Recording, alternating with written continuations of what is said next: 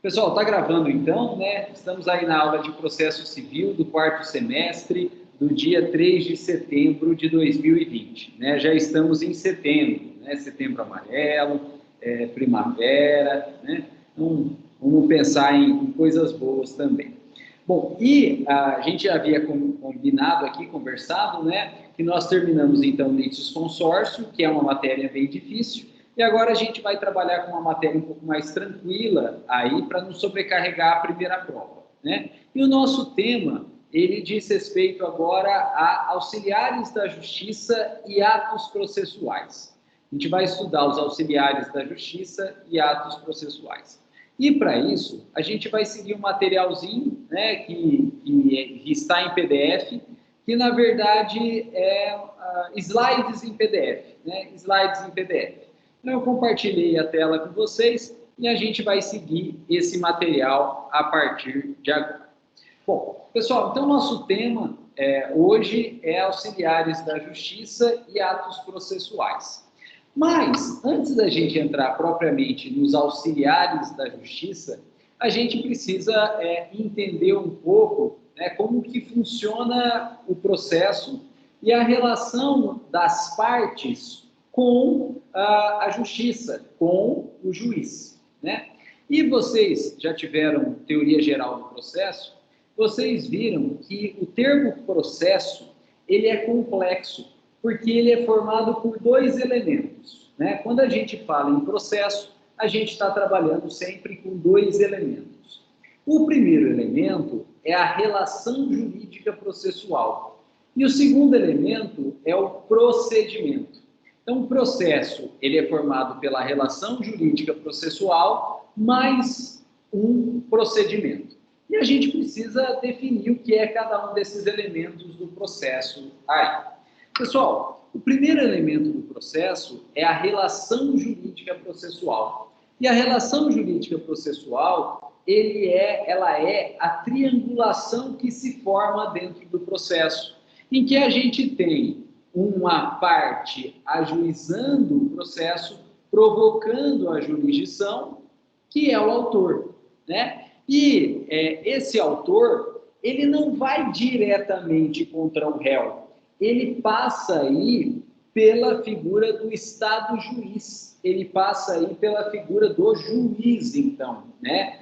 Que tem o papel principal de intermediar as partes, né? E com a anuência do juiz, então, é promovido, né, a citação do réu, o ato processual de comunicação e de internalização do réu ao processo é a citação, e com a citação, então, o réu ele é inserido dentro daquele processo, compondo, então, a relação jurídica processual, né? Então, a relação jurídica processual, ela tem essa forma triangular, porque de um lado você tem o autor, de outro lado você tem o réu em conflito, os dois em conflito, intermediados, então, pelo Estado juiz, pelo juiz, né? E essa, então, é a relação jurídica processual. Pessoal, e essa relação jurídica processual que diferencia para a gente o que é direito material, como o direito civil, como o direito penal, e o que é direito processual, como o processo civil, como o processo penal. Porque no direito material, nós temos a regulamentação da relação direta entre as partes em conflito, né? No direito material, a gente tem a regulamentação direta entre as partes em conflito.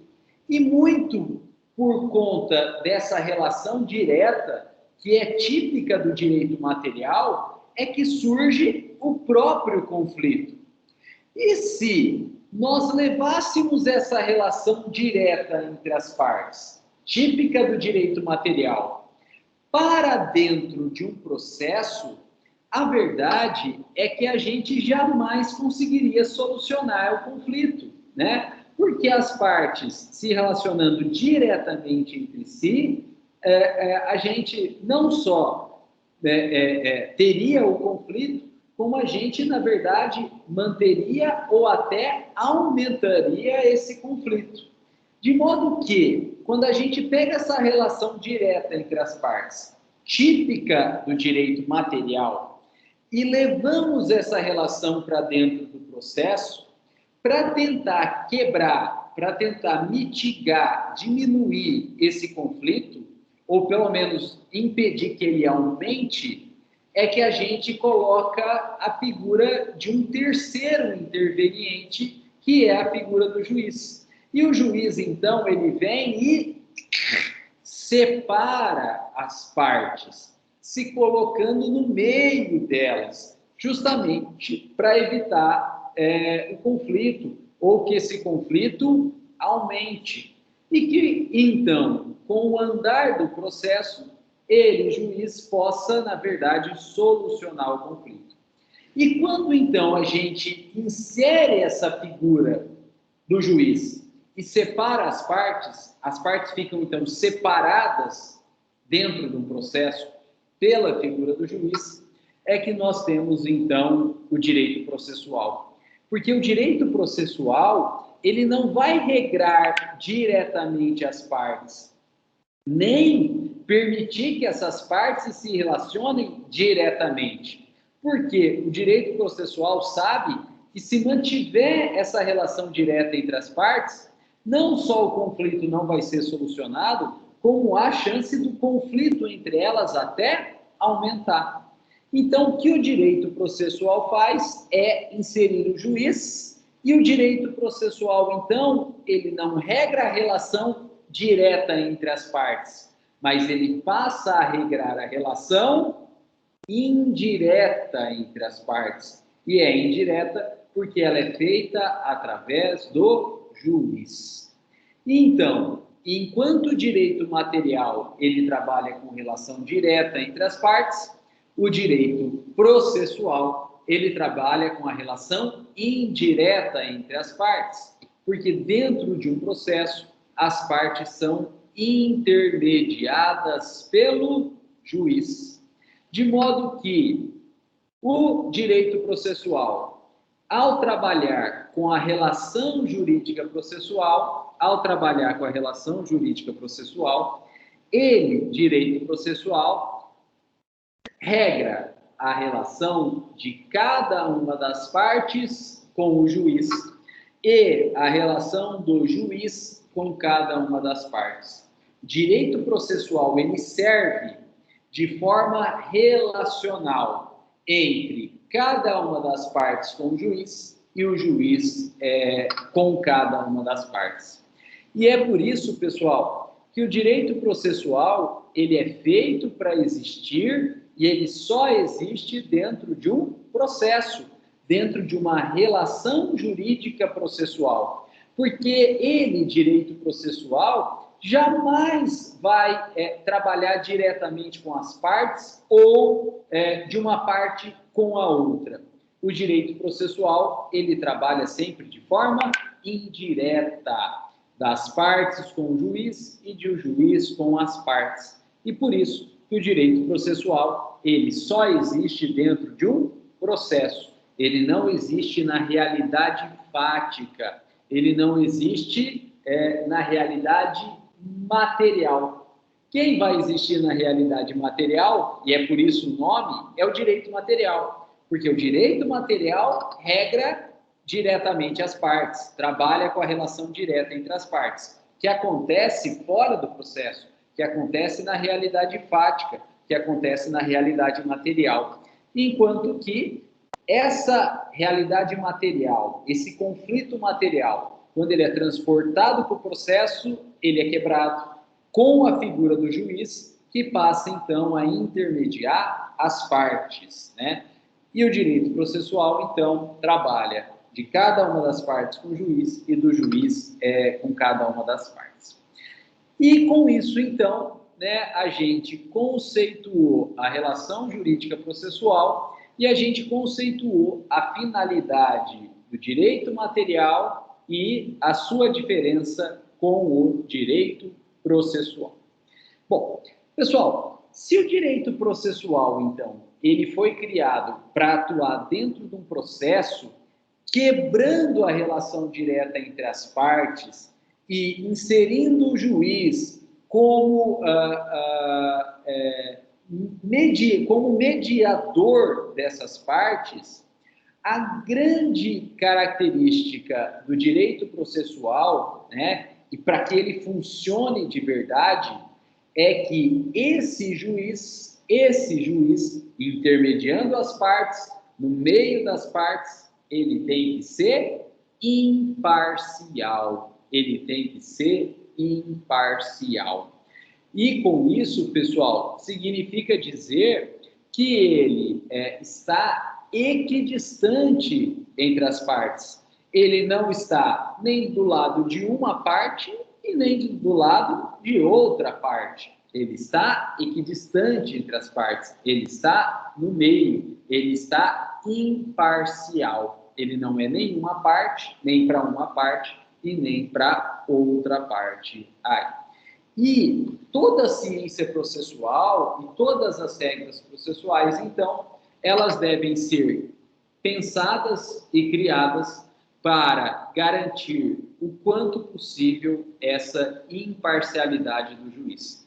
Porque é justamente a imparcialidade do juiz que legitima a própria posição do juiz, né? Que legitima a própria atuação do juiz, né? Quanto mais imparcial for o juiz, mais legítimo e mais legitimidade ele tem para atuar naquele determinado caso, naquele determinado processo e, claro, para poder decidir aquele determinado processo.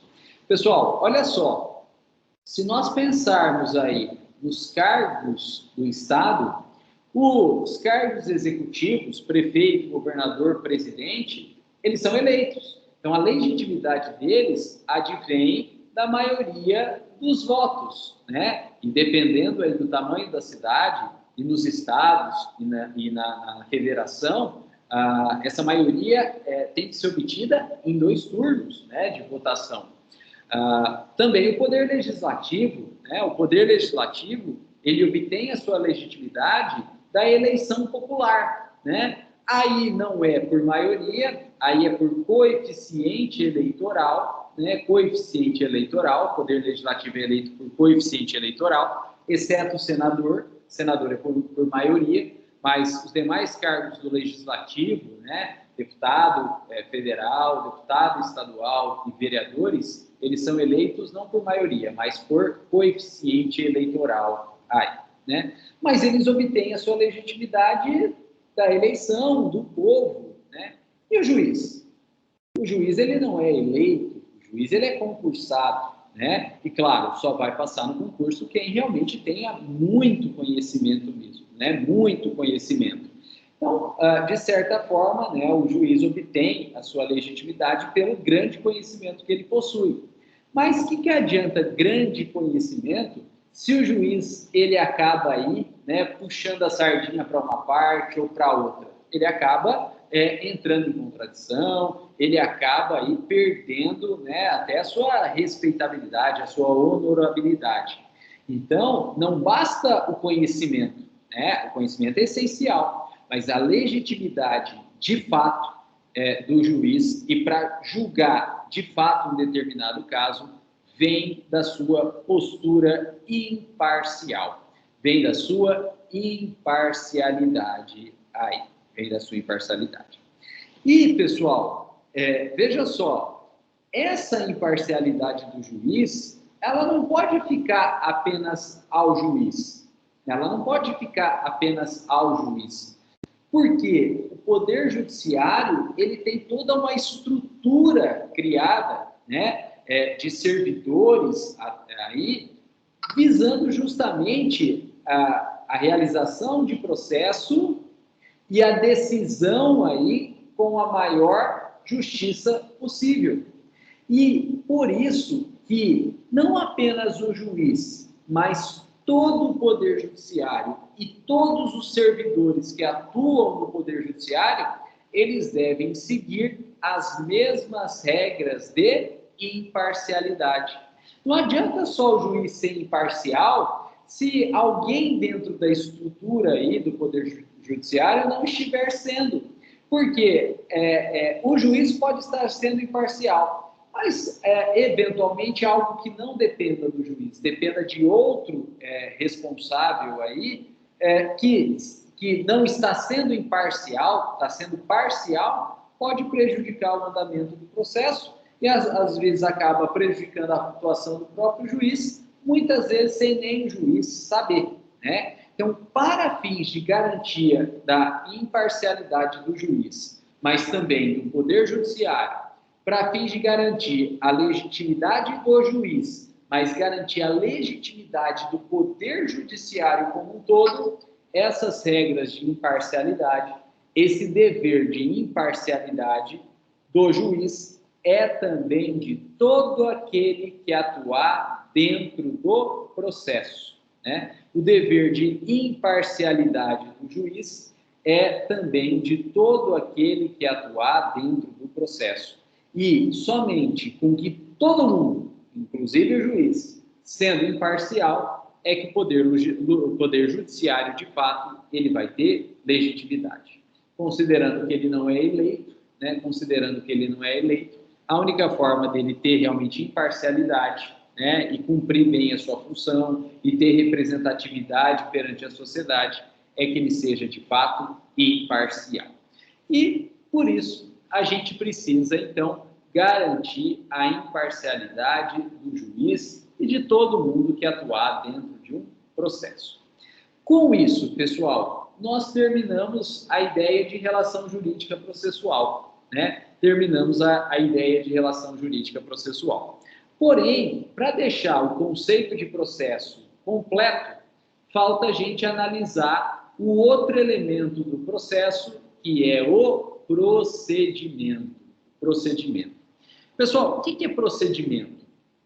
Lembrando aí que processo é formado pela relação jurídica processual mais o procedimento. O que é procedimento? Procedimento é o encadeamento de atos processuais. É a sequência de atos, então, a serem praticados dentro de um determinado processo. Por exemplo, aí, procedimento comum. Nós temos a petição inicial, que vai ser distribuída, e aí vai para o juiz, que vai dar o despacho inicial, e aí ele marca, então, uma audiência preliminar de mediação e conciliação, e aí ele cita o réu para comparecimento a essa audiência. Se não deu acordo, o réu já sai intimado para apresentar contestação. O réu apresentou contestação, o juiz já intima o autor para se manifestar sobre a contestação, que é a famosa réplica. Aí o autor apresentou a réplica, vai para o juiz, que determina, então, que as partes fixem os pontos controvertidos e apresentem provas, né, indiquem provas a serem produzidas, né? Depois de indicar a prova, vai para o juiz para ele dar um despacho saneador, na qual ele vai regularizar o processo e determinar a produção de provas. Depois, então, passa-se a instrução probatória, com a realização com a juntada de documentos, com a realização de perícia, com a designação de audiência, de instrução para a oitiva das partes, e depoimento pessoal e das testemunhas. Aí o juiz abre para as alegações orais ou memoriais, né? E depois das alegações orais ou memoriais, o juiz sentencia. Olha só, pessoal, o processo, então, ele tem vários atos a serem praticados nessa sequência, e esses atos e essa sequência a gente chama de procedimento, né? A gente chama de procedimento aí. Pessoal, por que existe um procedimento a ser seguido? O que o processo? Ele tem essa relação jurídica processual com a intervenção do juiz entre as partes, que deve se pautar pela imparcialidade. E além dessa relação jurídica processual, por que o processo ele tem uma sequência de atos própria? Ele tem um procedimento próprio a ser seguido. Por quê, pessoal? Por dois motivos. Olha só, por dois motivos. Primeiro motivo, esse encadeamento de atos processuais, ele é previsto nas normas processuais, né? Ele é previsto nas normas processuais, para que todo mundo, então, antes mesmo de entrar com o processo, já saiba o que vai acontecer naquele processo. Não sabe a decisão. A decisão é ao final. E tem que ser ao final, porque se o juiz decidir antes, ele perde a imparcialidade. Se o juiz se manifesta antes, ele perde a imparcialidade. Então, a decisão é ao final. Isso aí não tem jeito. A gente só descobre ao final. Mas o procedimento, o que a gente tem que fazer no processo, a gente já sabe, porque ele está previsto em lei. Então, quando a gente, então, ajuiza um processo, a gente sabe qual que é a sequência que vai acontecer ali dentro. A gente sabe a sequência dos atos processuais. Então, não vai pegar ninguém de surpresa. Não vai pegar ninguém de surpresa. Então, existe o procedimento pré-definido para que todo mundo, então, antes mesmo de escolher se lançar a uma aventura processual, e até para poder verificar se vai ou não vai se lançar uma aventura processual, já sabe o que vai acontecer, já sabe o que vai ter que realizar dentro do processo. E aí não pega ninguém de surpresa, nem o autor, nem o réu e, claro, nem o juiz. Porque, né, vocês também já estudaram aí em teoria geral do processo, que as normas processuais, elas são normas cogentes, elas são normas obrigatórias. Para quem? Para as partes e também para o juiz. De modo que, ao se ter um procedimento pré-estabelecido, nenhuma das partes e nem o juiz vai ser pego de surpresa. Todo mundo ali na relação jurídica processual já sabe o que vai acontecer. E já saber o que vai acontecer, gente, é também uma garantia de imparcialidade do juiz. Já saber o que vai acontecer, já ter um procedimento pré-estabelecido, ele também é uma garantia da imparcialidade do juiz. Porque se não tivesse um procedimento pré-estabelecido e eventualmente o juiz pudesse alterar esse procedimento ou até, na pior das hipóteses aí, seguir o procedimento que ele, juiz, bem entender, da cabeça dele, ele poderia eventualmente seguir um procedimento que favorecesse uma das partes em detrimento da outra, ou que favorecesse a outra em detrimento da uma. E, portanto, se assim fosse possível, daria aso a condutas do juiz com perda da sua imparcialidade, né? Então, a existência do procedimento pré-estabelecido, em última análise, garante a própria imparcialidade do juiz, né?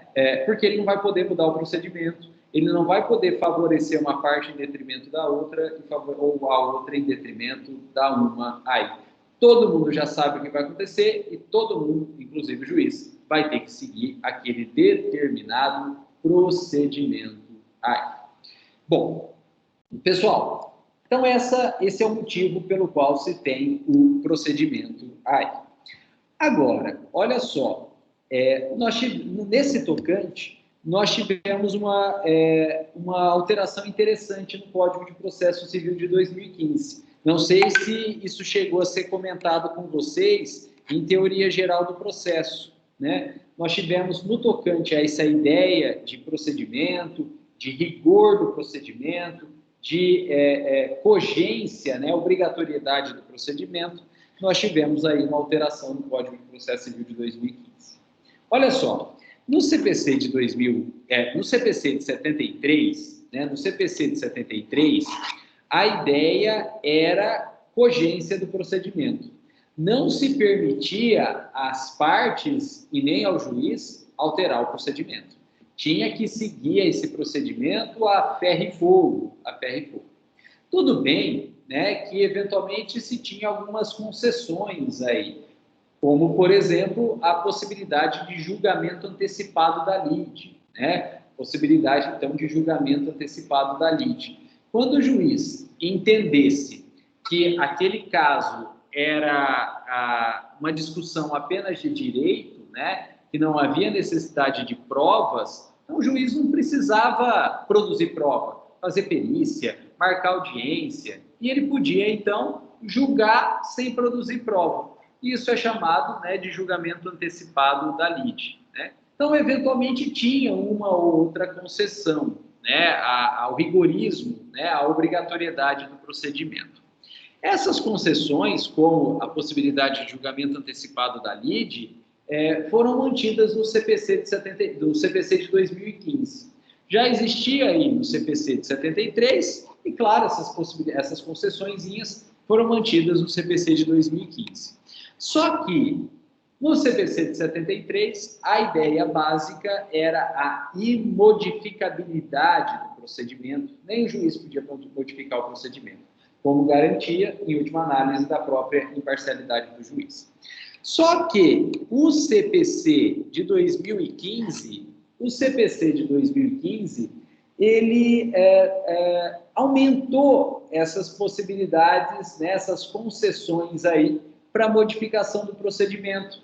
E esse aumento dessas possibilidades de alteração do procedimento no CPC de 2015 ficaram conhecidas como negócios processuais, né? Ficaram conhecidos como negócios processuais. Por que negócios processuais? Porque não pode ser imposta, nem mesmo pelo juiz. A modificação do procedimento, ela não pode ser imposta pelo juiz. Ela é um negócio processual, ou seja, ela vai ter que ser negociada pelas partes com o juiz. E para que o juiz possa, então, alterar esse procedimento, ele precisa, então, de negociação e concordância, anuência das partes. De modo que, se as partes concordarem, e, claro, o juiz entender como possível, e, em última análise, concordar também, ele, juiz, vai poder promover algumas alteraçõezinhas dentro do procedimento, né?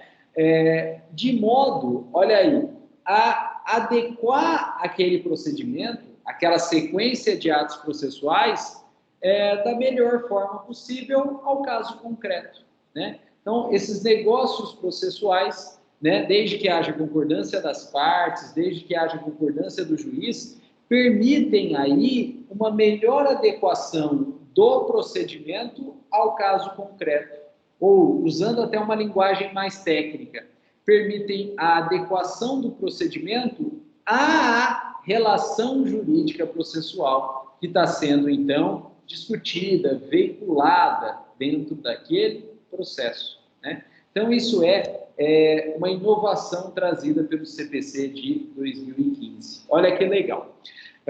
E tem alguns exemplos, né? Tem alguns exemplos dessa possibilidade de negócios processuais para alterar aí o procedimento, né? Por exemplo, renúncia a recurso, né? Por exemplo, renúncia a recurso, né? Então, as partes aí fazem um acordo com o juiz, que ele, juiz, vai proferir a sentença e as partes, então, não vão recorrer. Aquela decisão vai ser definitiva, né? Se ambas as partes se manifestarem nesse sentido, se for direito disponível, né, como direito patrimonial, as partes podem abrir mão do recurso aí, né? Então, veja, no procedimento tem previsão de recurso, mas se as partes quiserem, o juiz concordarem, as partes podem abrir mão de recurso aí, né? É comum, por exemplo, gente, aí não é no processo civil, mas no processo penal, que a acusação e a defesa cheguem em um acordo ali, né? Falam, ó, vamos fazer um acordo aqui, a gente fecha o acordo dessa forma aqui e, com concordância do juiz, o juiz, então, meio que homologa, né, meio que sentencia desse jeito aqui e a gente abre mão do recurso. Acusação, você concorda? Concordo. Defesa, você concorda? Concordo. Aí, juiz, você concorda? Concordo. O juiz sentencia e as partes, então, se dão por satisfeitas e não recorrem aí, né? Isso tem acontecido, por exemplo, em tribunal do júri, né? Isso tem acontecido em tribunal do júri. Por exemplo, um caso de homicídio. O promotor fez a denúncia por homicídio doloso, né? Porque, claro, tem que ser doloso para ir a júri. Se for homicídio culposo, não vai a júri, vai ser julgado pelo juiz singular, pelo juiz da vara mesmo, né? Não vai para o tribunal do júri. Mas o promotor, então, fez a denúncia por homicídio doloso, porém o promotor também não tem lá tanta certeza, assim, se é homicídio doloso, ou as provas não são tão fortes assim que é homicídio doloso, né? E o promotor, então, ele tem um pouco de receio de perder o júri, né? E aí chega a defesa, né? Chega a defesa e tá lá, né? Homicídio doloso, mas não concorda, vai defender a tese da desclassificação para homicídio culposo mesmo, essa já é a tese de defesa. E aí, minutos antes de começar o plenário, está o promotor lá, está o juiz já sentado lá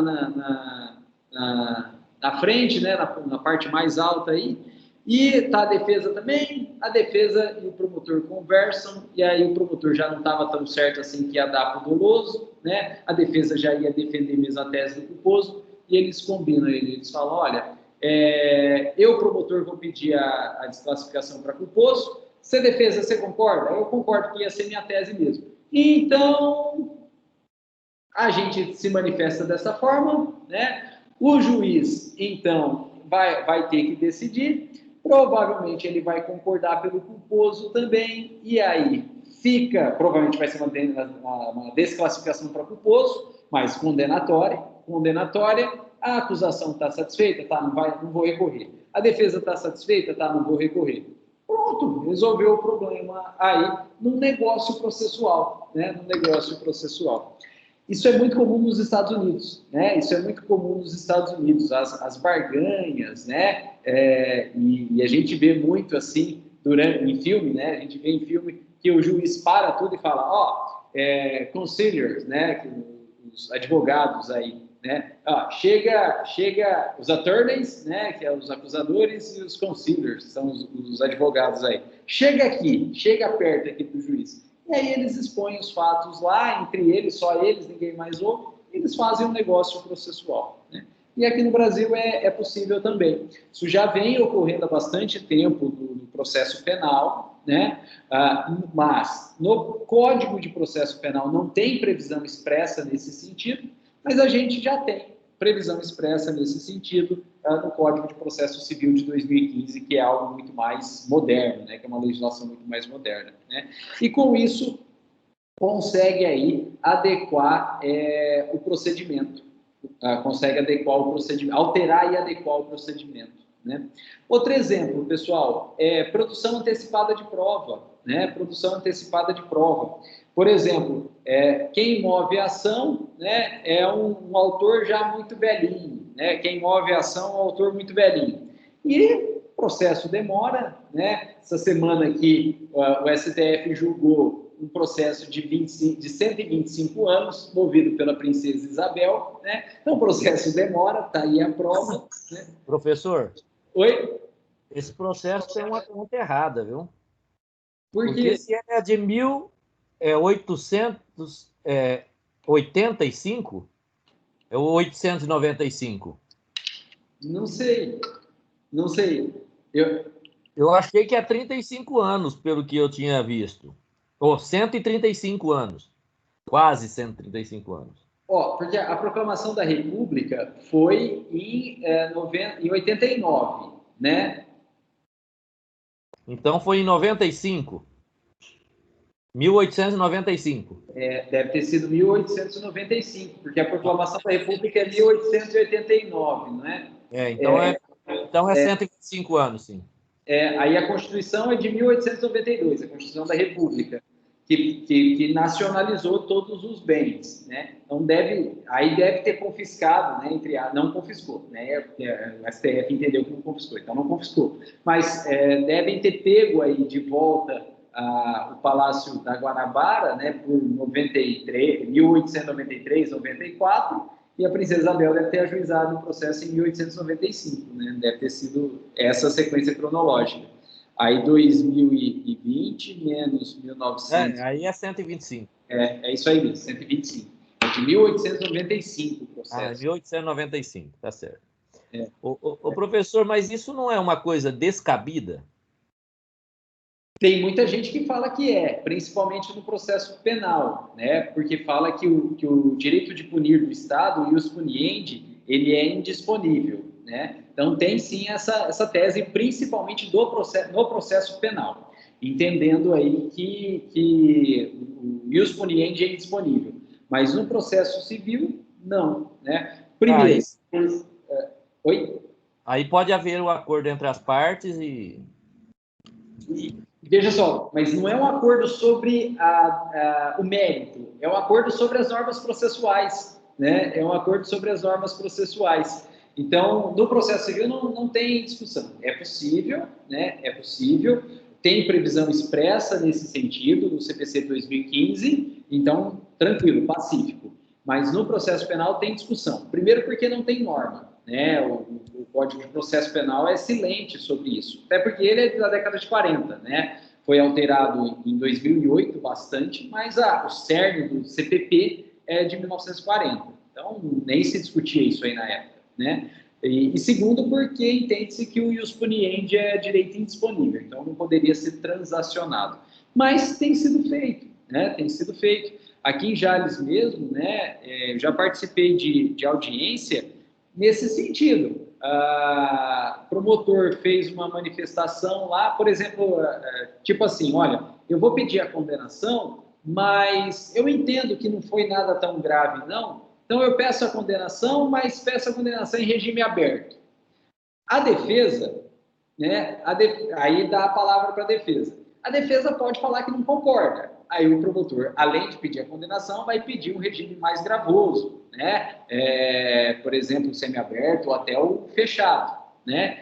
E, se analisando bem ali o caso, cabe um regime semiaberto, cabe um regime fechado, e às vezes até pelo tamanho da pena nem caberia o aberto.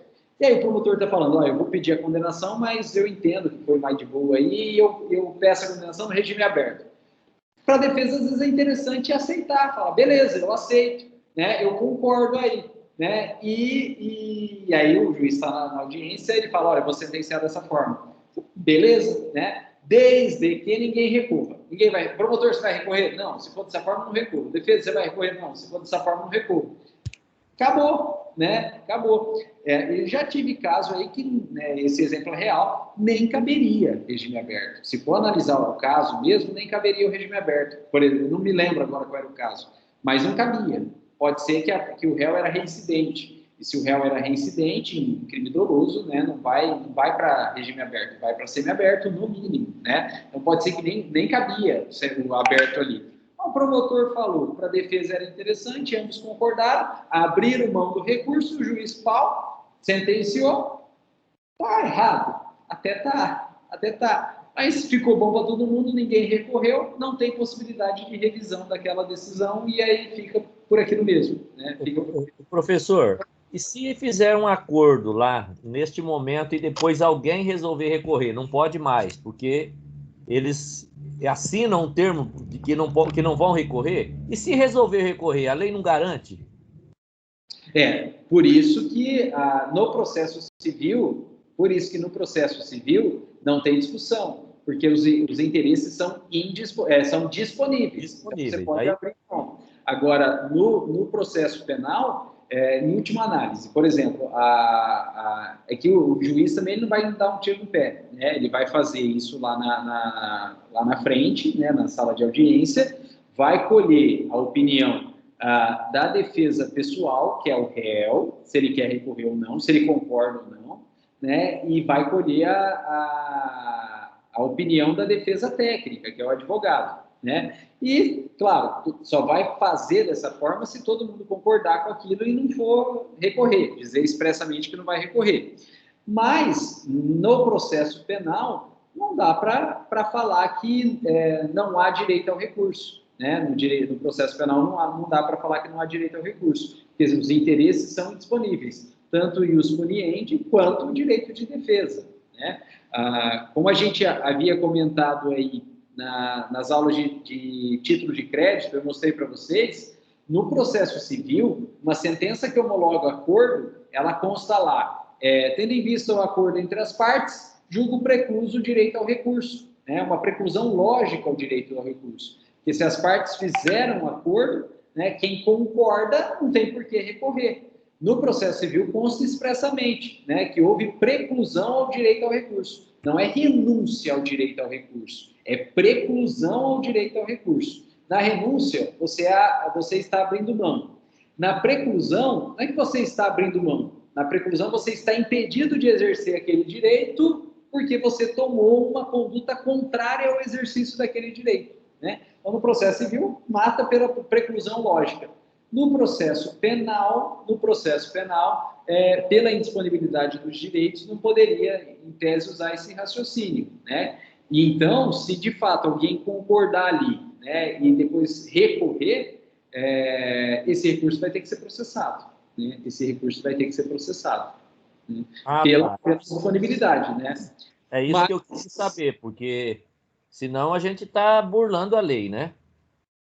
Porque o direito à ampla defesa, a pessoa resolveu recorrer, está dentro do prazo e tal, ele não poderia ser impedido só porque ele disse ali que não ia recorrer.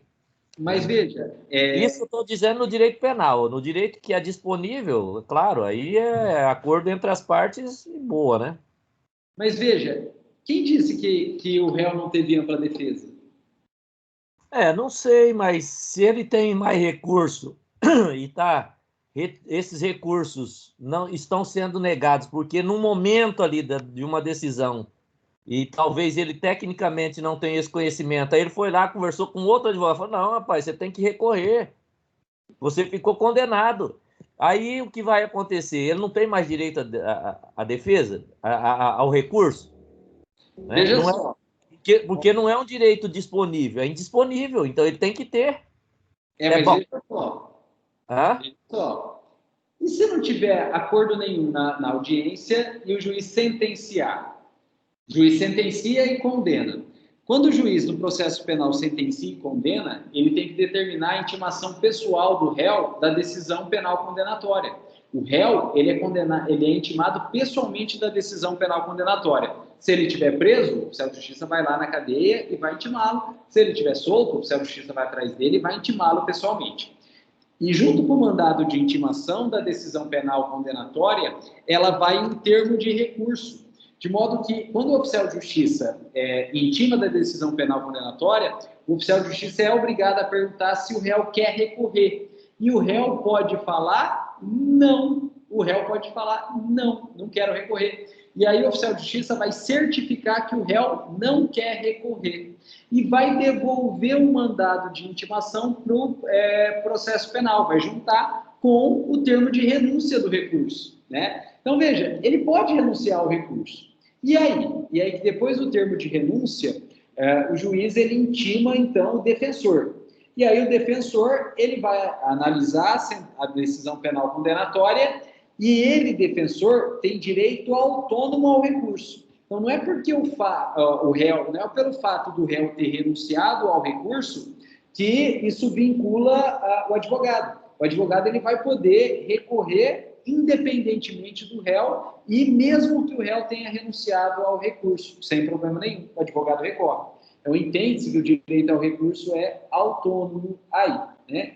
E o contrário, se o réu é intimado da decisão penal condenatória e fala que quer recorrer, e isso é juntado no processo, o juiz ele não vai intimar o advogado para se manifestar, para ver se o advogado quer recorrer, né? Se o réu já recorreu de boca com o oficial de justiça e o oficial de justiça certificou que o réu quer recorrer, o juiz já intima o advogado, não para recorrer, mas para apresentar razões de recurso, o que significa que já está recorrido, né? Já está recorrido até. O advogado ele só fundamenta esse recurso. Então, veja, se o réu pode, numa sentença penal que lhe condena, renunciar ao direito ao recurso, isso é válido, não vai vincular o advogado, que vai poder continuar recorrendo, mas ele, réu, já renunciou, ele, réu, não pode recorrer mais, por que não homologar uma desistência do recurso por conta de um acordo dentro do processo penal? E veja que essa possibilidade do réu renunciar o recurso quando ele é intimado da decisão penal condenatória não é novidade nenhuma. Isso está no Código de 1940. Então, desde lá atrás já se reconhecia essa possibilidade. Quando, na época, se tinha uma visão muito mais rígida, muito mais bitolada do que era o procedimento e da obrigatoriedade desse procedimento, né?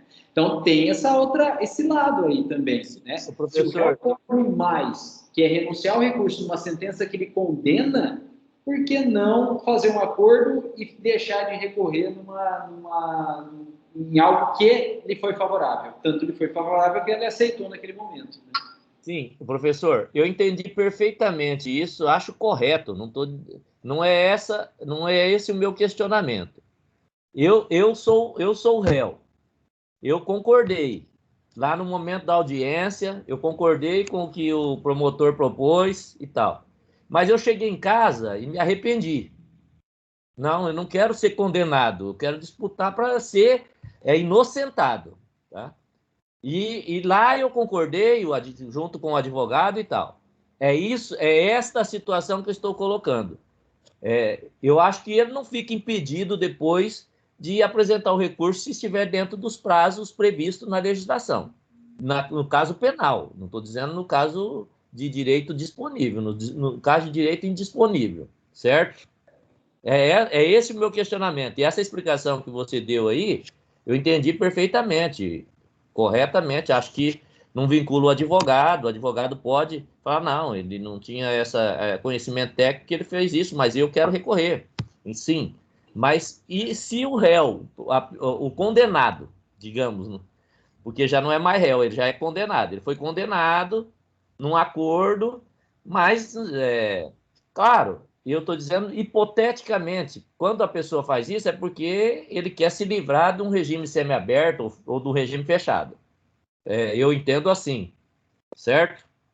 Mas eu acho que ele tem o direito de apresentar o recurso posteriormente. Acho que não fica impedido. É isso que eu queria ter, porque amanhã vai que eu estou defendendo alguém, se um dia eu virar advogado, nem sei se isso vai acontecer, mas e depois, se a pessoa chegar com uma situação como essa? E se não é acordo? Então, o réu foi condenado pela sentença penal condenatória, o oficial de justiça foi lá intimá-lo da sentença penal condenatória e o oficial de justiça perguntou para o réu, você quer recorrer? Aí o réu está lá naquele momento, né, foi pego de surpresa, ele fala, não quero não. E fala, não quero recorrer. Aí o oficial de justiça certifica, o réu instado a se manifestar sobre o recurso, renunciou o direito ao recurso. Assina aqui, réu. O réu assina. O oficial de justiça vira as costas e vai embora. E aí o réu volta para casa, entra de novo na casa dele, fica pensando e fala, eu vou ligar para o meu pai, para minha mãe, para o meu filho, para minha filha. Tocar uma ideia com eles. Liga lá e fala, olha, eu fui condenado, eu renunciei ao direito ao recurso. Aí o interlocutor vira para ele e fala, olha, você não podia ter renunciado. Você renunciou, mas você não podia renunciar. Você tinha que ter recorrido. Ele vai poder recorrer? Não. Ele renunciou, o código admite a renúncia. Então, ele não vai poder mais recorrer. Tudo bem que, nesse caso, o advogado ele vai ser intimado depois, e aí começa a fluir o prazo recursal autônomo para o advogado. Então, basta que o réu vá atrás do advogado e converse com o advogado e fala, olha, eu falei que não queria, mas agora eu quero. Aí o que o advogado vai fazer? Vai recorrer, mas não pelo direito do réu, ele vai recorrer por direito próprio dele, advogado. Prerrogativa do advogado. Prerrogativa do advogado. O réu renunciou. Eu entendi, professor. E se o advogado fala que não quer, que não vai recorrer? Olha, eu sou autônomo, como advogado, eu tenho autonomia funcional. Eu entendo que a sentença está ótima, não vou recorrer. O que o réu faz?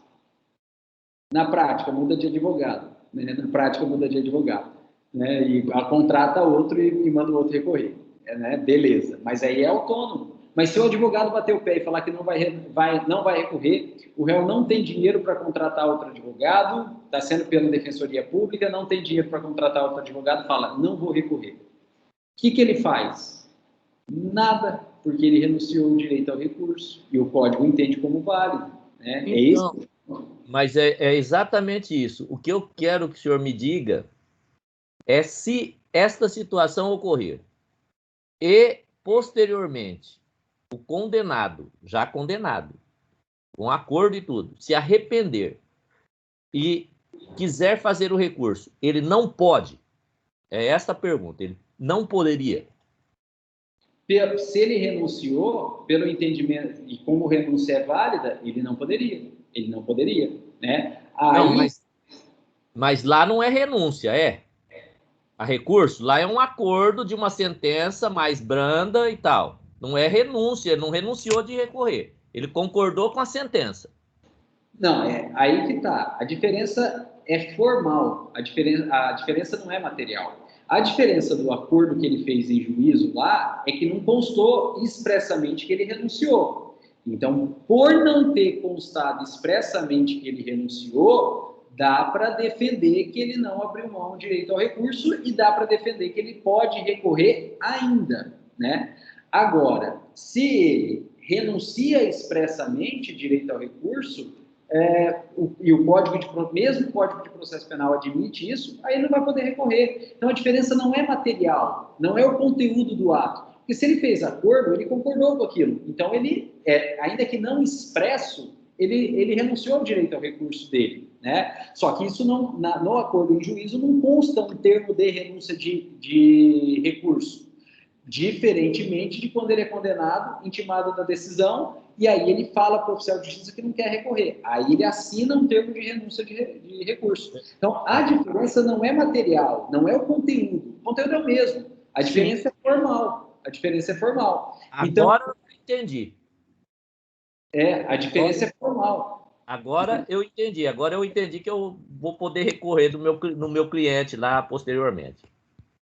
Porque a não ser que tenha, por exemplo, um juiz colocou na sentença, na ata de audiência, onde foi proferida a sentença, colocou lá um termo de renúncia ao recurso. Né? Pode colocar? Pode, pode.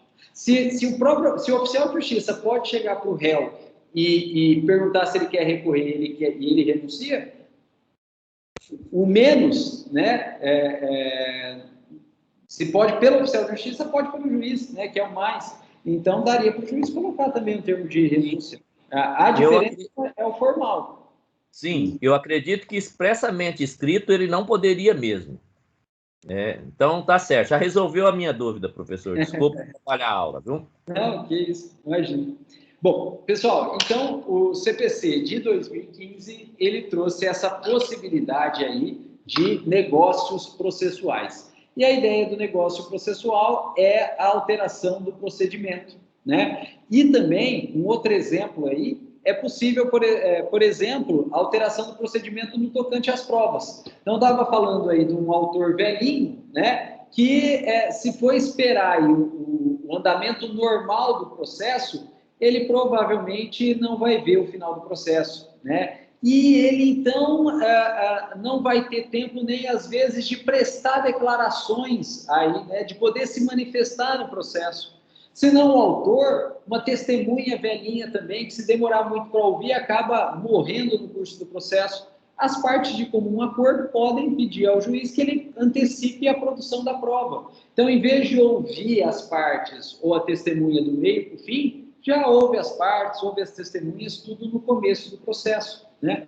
Famosa produção antecipada de prova, né? As partes também podem, eventualmente, manifestar no sentido que elas não têm interesse na realização de perícia, né? Falar, ó, vai dar um custo muito grande, a gente não quer fazer não, né?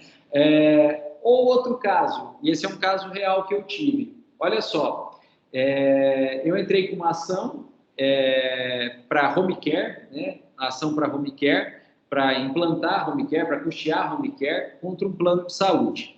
E o juiz determinou a realização de perícia. Só que a pessoa que pediu o home care, o autor, ele não tem condição de pagar a perícia. Então, a gente falou que não tinha condições econômicas para pagar, e aí o juiz, então, ele determinou a realização da perícia pelo Estado, né, que é o famoso IMESC, né, o IMESC, Instituto Médico, qualquer coisa assim. Tem o DPME, né, que é o médico dos servidores públicos, e tem o IMESC, que faz perícias judiciais aí, né, perícias médicas judiciais. E determinou a realização da perícia pelo IMESC. Só que demora, né? Porque é o estado inteiro fazendo perícia por lá. Demora. E aí o plano de saúde falou assim, ó, apesar de você, juiz, não ter me mandado pagar, eu vou pagar, viu? Eu vou pagar. Quem tinha que pagar era o autor, mas não tem dinheiro. Então mandou fazer pelo Estado, pela assistência judiciária. Mas vai demorar muito. Então eu plano de saúde, réu, não tinha nada a ver com isso, não tinha que pagar nada. Eu vou pagar, porque eu tenho pressa na realização dessa perícia. Quanto mais tempo demorar, mais tempo aí eu vou estar custeando o home care sem dever. Então, eu tenho pressa de fazer a perícia e eu vou pagar. O juiz aceitou. Alterou o procedimento? Alterou, mas o juiz aceitou aí. Claro que é algo bem menos drástico, né, do que a gente estava conversando com o especiato no processo penal, mas é possível aí, né, no processo civil. Né? Então, essas alterações de procedimento é possível. Agora, veja, como o procedimento ele tem a finalidade até de garantir a imparcialidade, essas eventuais alterações do procedimento dependem também da oitiva e da concordância das partes, de ambas as partes. Por isso que recebe o nome de negócios processuais. E, pessoal, o último exemplo aí, que é possível negócio processual, é a alteração de prazo. Alteração de prazo processual. Então, o juiz determina a prática de um ato, esse ato tem um determinado prazo processual, mas as partes de comum acordo entendem aí, né, pela necessidade de aumento do prazo, né, de postergação do prazo. Beleza, né? O processo é feito e tramita no interesse das partes. Se as próprias partes aí entendem que necessitam de um prazo maior, ambas concordam, o juiz pode dar um prazo maior, sem problema nenhum aí, permitindo a alteração até de prazos. Prazos próprios, prazos peremptórios, né? Prazo aí para manifestar sobre um laudo pericial, prazo aí para rolar testemunha, prazo para apresentar quesitos, que é algo técnico, que é algo complicado, né? E, eventualmente, até prazo para recurso, né? Eventualmente, até prazo para recurso. É um processo muito complicado aí. Vamos aumentar, as partes concordam, o juiz concorda, vamos aumentar o prazo do recurso. Beleza, está todo mundo de acordo, né? Então, é interessante isso aí. Bom, pessoal, e vimos, então, a relação jurídica processual, vimos o procedimento. Para a gente finalizar essa ideia, é interessante notar que a gente falou procedimento no singular, mas, na verdade, né, existem vários procedimentos, né? Existem vários procedimentos. Por exemplo, processo de conhecimento, procedimento comum. Processo de conhecimento, procedimentos especiais. E aí tem vários procedimentos especiais. Aqui mesmo, no nosso breve estudo de processo civil juntos, nós trabalhamos vários procedimentos especiais. Eu falei para vocês de ação possessória, reintegração de posse, é procedimento especial. Eu falei para vocês de ação de uso capião, é procedimento especial. Falei para vocês de embargos, né, de terceiro, é procedimento especial. Não lembro agora se foi na aula de processo ou na aula de títulos de crédito, mas a gente falou de embargos de terceiro também, né? É um procedimento especial, né? Em títulos de crédito, logo mais, a gente vai falar de um outro procedimento especial muito famoso, que é a ação munitória. Então, não tem um procedimento, tem vários. E fora do código também existe procedimento, como o procedimento do juizado especial, né? Procedimento do juizado especial, que é muito mais simples, muito mais compacto, com concentração de atos processuais em audiências, né? De modo a ter uma variedade grande de procedimentos. Depois, vocês vão estudar os processos de execução, e nos processos de execução tem um monte de procedimento. Execução de título judicial, que é o cumprimento de sentença, obrigação de fazer, obrigação de não fazer, obrigação de dar, obrigação de pagar quantia certa. Depois, obrigação de prestação de alimentos, inclusive é tão especial que permite a prisão. Execução contra a fazenda pública é um procedimento diferente, né? Então, na execução também tem esses procedimentos diferentes. A pergunta é, por quê? Por que a gente tem vários procedimentos diferentes? Por que não é um só para tudo? Por que tem procedimentos diferentes? Pessoal, a ideia da existência de multiplicidade de procedimentos é para que se tenha sempre um procedimento o mais adequado possível para a relação jurídica processual veiculada naquele processo. Então, a depender da natureza, a depender das peculiaridades da relação jurídica processual, a gente vai precisar de um procedimento diferente para que se tenha sempre um procedimento que melhor se adeque, que melhor proteja aquela relação jurídica processual. É mais ou menos aquela brincadeira de criança, que você tem uma mesinha e naquela mesinha tem alguns recortes aí com figuras geométricas. Um círculo, um quadrado, uma estrela. E a criança, então, ela tem os objetos com aquelas figuras geométricas para poder encaixar nos buracos da mesinha. De modo que o círculo se encaixa no círculo, o quadrado no quadrado e a estrela na estrela. E, portanto, para cada tipo de problema, a gente tem um compartimento adequado a ele, as suas peculiaridades aí, né? Então, para cada tipo de problema, a gente tem um procedimento próprio, um procedimento adequado. Sempre o mais adequado possível para aquela determinada relação jurídica processual. Isso que explica, então, a multiplicidade de procedimentos. A gente sempre cria, né? O código, o legislador, sempre cria um procedimento próprio, o mais adequado possível ao direito material, à relação jurídica processual veiculada naquele processo, né? E é por isso, né, pessoal, olha lá, os exemplos que a gente citou. A ação de uso capião, né? Ação de uso capião. Na ação de uso capião tem que mandar citar os confinantes. Por quê? Por que o procedimento da ação de uso capião manda citar os confinantes? A gente viu em litisconsórcio, passivo, inicial e necessário, né? Necessário e simples, né? E simples. Por que manda citar os confinantes? Porque o confinante pode sair prejudicado. Para evitar o prejuízo do confinante naquela relação jurídica processual, tem que alterar o procedimento e mandar citar os confinantes. Não adianta só citar o proprietário tabular, que é o proprietário da matrícula. Tem que citar os confinantes também. Mudou o procedimento? Mudou. É diferente o procedimento? Porque aquela relação jurídica processual tem peculiaridades que exigem a mudança do procedimento aí. E, pessoal, quando a gente entende essas peculiaridades, né, é que a gente entende, então, por que tem a multiplicidade de procedimentos. Veja, é um saco ter multiplicidade de procedimento, porque tem as suas variações, então, os processos não são iguais, né, os processos são diferentes, têm as suas variações, e tem essas variações, que é um saco, porque tem variação, justamente porque a relação jurídica processual e o direito material tutelado exige aí um procedimento diferente, né? E, pessoal, para exemplificar isso, olha só, no Código de Processo Civil de 73, existia aí procedimentos próprios das ações de família, né? Então, no Código de 73, havia procedimento próprio das ações de família. Por exemplo, o divórcio.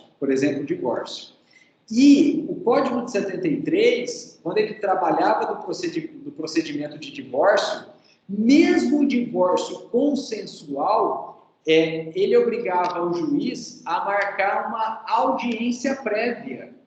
E essa audiência prévia era usada para que as partes, então, fossem perante o juiz e manifestassem a sua consciência, sua livre consciência que querem se divorciar.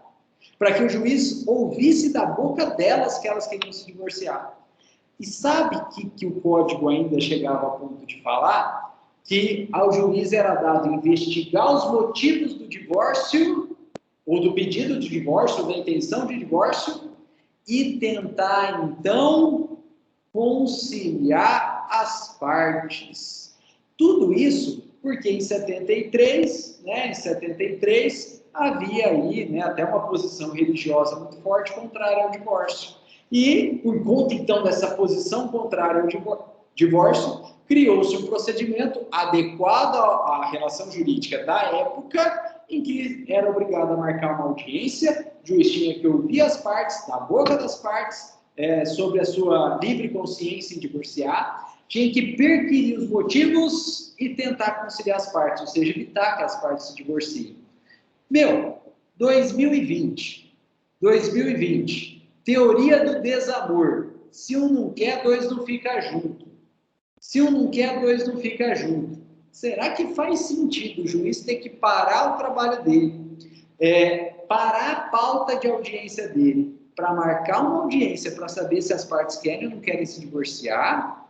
As partes já têm advogado, já fizeram a petição, já assinaram a petição, quer dizer, elas estão certas disso, obviamente elas estão certas disso. E se um não quer, dois não ficam casados. Então não adianta perquirir das partes ou convencer as partes. Se um não quer, já era, né? Já era, não tem como.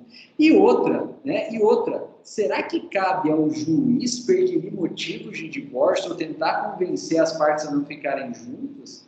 Ele é juiz ou ele é psicólogo?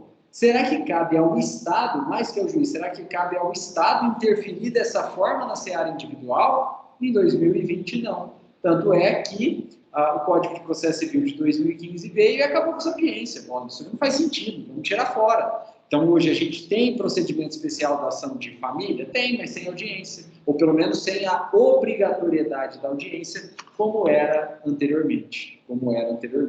Então, os procedimentos, eles vão se adequando às relações jurídicas processuais, às necessidades, aos interesses dessas relações jurídicas processuais. Bom, pessoal, mas por que a gente está falando de tudo isso? Porque a gente tem, então, seja como meio termo aí, na interveniência entre as partes, seja através do procedimento, a gente tem que garantir a imparcialidade do juiz. A gente tem sempre que garantir a imparcialidade do juiz. E o Código traz, então, alguns casos em que leva à quebra do dever de imparcialidade do juiz, e esses casos, então, se ocorrerem, o juiz não vai poder mais ser juiz, o juiz vai ter que sair fora do processo. E esses casos aí são conhecidos como impedimentos ou suspeição do juiz. Então, os casos de impedimento ou suspeição do juiz são casos que levam à quebra da imparcialidade do juiz, e quebrando a imparcialidade do juiz, o juiz não pode mais atuar naquele processo, ele tem que sair do processo. Pessoal, eu já vi pessoas acharem que falar que o juiz está impedido ou que o juiz é suspeito, é algo ofensivo ao juiz. Não é, não tem nada a ver, não é algo ofensivo nem nada, É porque naquele caso concreto houve um fato que pode levar à quebra do dever de imparcialidade, então o juiz tem que sair fora do processo. E ele vai sair ou pelo impedimento ou pela suspeição. Mas não é algo contra o juiz ou contra a pessoa do juiz. Não é algo pejorativo contra o juiz. É só uma situação concreta que, por desconfiança, não do juiz, mas da lei, né, da desconfiança da lei, é recomendável que o juiz saia fora aí do processo, né? Então, impedimento e suspeição não é algo pejorativo, né? Como também não é algo pejorativo chamar o juiz de incompetente, né? Não é algo pejorativo chamar o juiz de incompetente, porque você não, quando você fala que o juiz é incompetente, você não está chamando ele de ruim, você está falando que ele não tem competência para atuar naquele processo. Ele pode ser o melhor juiz do mundo, ele pode ser o melhor juiz do mundo, a melhor pessoa do mundo, o mais profissional, né, o mais eficiente do mundo, mas se ele não tem competência para atuar naquele processo, ele é um juiz incompetente para aquele processo, né? E por que eu estou falando isso? Porque eu já vi um advogado ser representado na OAB porque ele disse que não havia, aquele juízo não tinha competência, era um juízo incompetente aí, né? E ele não falou isso aí na petição, ele falou isso aí no cartório. E o servidor público não entendeu competência como incompetência como algo técnico, entendeu competência como se ele tivesse sido ofendido e representou o advogado. Aí o advogado foi chamado na OAB e falou, eu falei mesmo, chamei o juízo de incompetente. Você chamou de incompetente? Sim. Falei que ele não tinha competência para processar e julgar aquele caso. Não falei que ele era ruim, eu falei que ele não tinha competência, né? Então, esse é caso real. Esse é caso real. Eu vi isso acontecer. O advogado foi chamado na OAB. Mais que isso, o advogado foi chamado na polícia. O advogado foi chamado na polícia, ele foi ouvido na polícia e o delegado perguntou, você chamou ele o juiz de incompetente? Eu falei, o advogado falou, chamei, né? Porque eu quis dizer que ele não tem competência para processar e julgar aquele caso, né? Ele não era competente para processar e julgar aquele caso. Eu não falei que era ruim, nada pejorativo, né? Então a gente tem que tomar cuidado com esses termos aí. Impedimento, suspeição do juiz, incompetência do juiz não é algo pejorativo aí, né? Bom, pessoal, e é importante notar que esses casos de impedimento e suspeição do juiz, eles se aplicam a todo mundo que atua no processo. Olha lá, artigo 148 do Código Civil. Fala lá que aplicam-se os motivos de impedimento ou suspeição do juiz, também ao membro do Ministério Público, também aos auxiliares da Justiça, que é o que a gente vai estudar hoje, e também aos demais sujeitos imparciais do processo, né? Então, todas essas regrinhas de impedimento e suspeição, elas se aplicam a todos os sujeitos do processo. Ministério Público, auxiliares da Justiça e também todo mundo que tem dever de imparcialidade. Por exemplo, não está expressamente previsto como auxiliar da Justiça. Não está previsto expressamente como auxiliar da Justiça. Mas quantos estagiários, né, trabalham aí dentro do Poder Judiciário, fazendo funções típicas do Poder Judiciário? Não é o fato do estagiário não estar previsto como auxiliar da Justiça que ele vai poder ser parcial. Não, se ele é estagiário trabalhando dentro da Justiça, ele também tem dever de imparcialidade. E ele também, em última análise, por conta do artigo 148, inciso 3, também está sujeito às regras de impedimento e suspeição. Bom, pessoal, e a gente precisa, então, ainda que bem rapidinho, fazer a diferenciação do que é impedimento e suspeição. Impedimento é uma quebra do dever de imparcialidade por conta de circunstâncias objetivas internas ao processo. Impedimento é uma quebra do dever de imparcialidade por conta de circunstâncias objetivas ocorridas dentro do processo.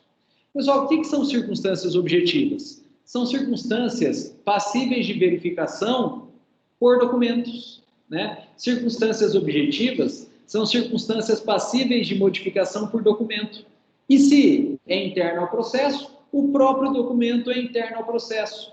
De modo que o impedimento é verificado simplesmente folheando o processo. Simplesmente folheando o processo. Os motivos de impedimento, eles vão estar em algum momento, em algum documento, dentro do próprio processo. Dentro do próprio processo. E aí, gente, não tem discussão. Aí não tem discussão. É cara crachá. É cara crachá. Bateu o olho no documento, viu que aquele documento gera impedimento, cara crachá, o juiz ele vai ter que se declarar impedido. Ele vai ter que se declarar impedido. E ao se declarar impedido, ele sai do processo e o processo aí vai para o seu substituto legal, né? E aí o processo ele vai para o seu substituto legal. Mas daqui a pouco a gente comenta mais um pouquinho sobre esses fatos, né? Então, o impedimento ele decorre de circunstâncias internas ao processo. E eu listei aqui alguns exemplos, né, de impedimentos. Olha lá, impedimento, se o juiz já atuou no processo, ou como parte, ou com algum outro cargo ou função. Então, se o juiz já foi parte do processo, ou já atuou naquele processo com algum outro cargo ou função, ele está impedido de atuar no processo como juiz. Ele está impedido, ele vai ter que sair.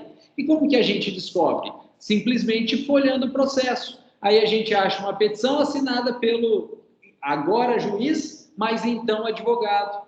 Folhando o processo, acha uma cota ministerial assinada pelo hoje juiz, mas então membro do Ministério Público, né?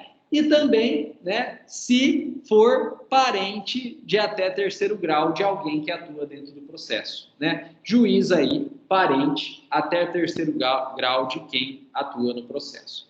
Depois, pessoal, também é impedimento, né, se ele for sócio da pessoa jurídica parte, né? Se ele for sócio da pessoa jurídica parte do processo. Por quê? Né? Porque se ele é sócio, tem interesse econômico, né? Então, está impedido aí. Como que a gente descobre isso? Pegando o próprio contrato social juntado no processo pela pessoa jurídica. Vai ver o nome do juiz como sócio lá, ele está impedido, né? Também, se o juiz é herdeiro de uma das partes, né? Juiz for herdeiro de uma das partes.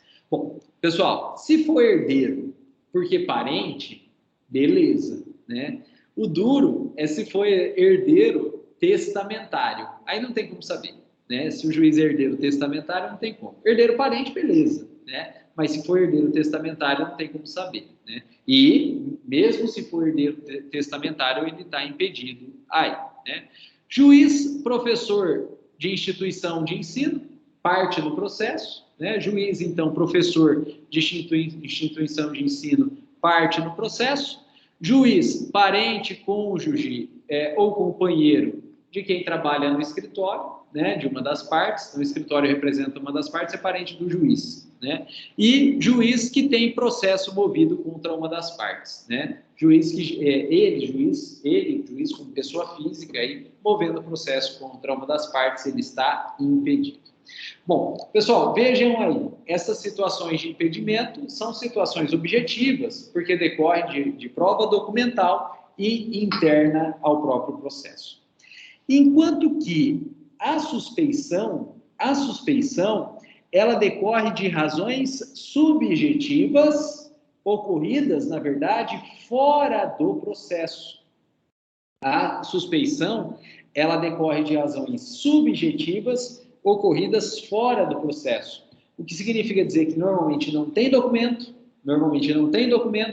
e muito menos é algo de dentro do processo. Na verdade, a suspeição leva à investigação de algo externo ao processo, fora do processo, na realidade fática aí.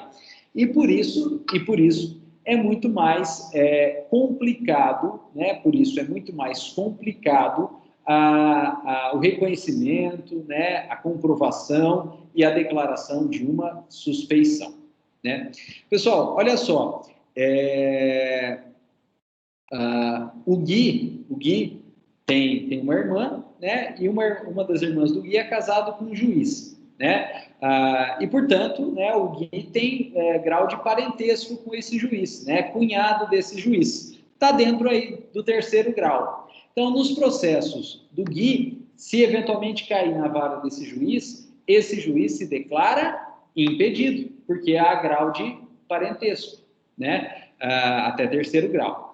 Agora, nos processos que eu atuo, e se eventualmente cair para esse juiz ele não se declara impedido, porque não há, no meu caso, né, no meu vínculo, não há grau de parentesco, né? Não há grau de parentesco, porque eu sou primo da esposa do juiz, então não tem grau de parentesco dentro aí do terceiro grau. Mas em razão da relação de amizade, em razão da relação de convivência, né? Portanto, algo fora do processo, nos meus processos que eventualmente caírem para esse juiz, ele se declara suspeito, ele não se declara impedido, né? No caso do Gui, pela proximidade do parentesco, ele se declara impedido, né? No meu caso, como não tem proximidade de parentesco, mas tem uma relação de amizade, de convivência, ele se declara suspeito, né? Mas como que a gente vai saber? Folhando o processo? Não, né? Tem que ver aí a relação extraprocessual, fora do processo, na relação, então, do mundo material, né? Portanto, a suspeição, ela tem um grau de abstração muito maior, né? A suspeição, ela tem esse grau de abstração muito maior. Bom, pessoal, e quais são as causas, então, de suspeição?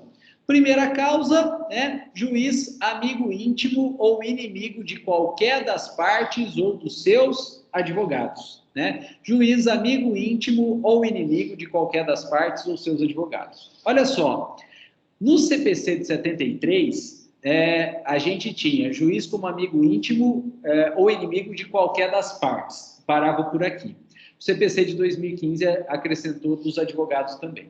Então, amigo íntimo ou inimigo, né, capital de qualquer das partes dos advogados. Só que a gente tem que analisar esse dispositivo com parcimônia, né? Porque na nossa região, que as comarcas são pequenas, né, todo mundo se conhece, né? Não que o juiz tenha amizade íntima com todos os advogados, mas eventualmente pode ter, né?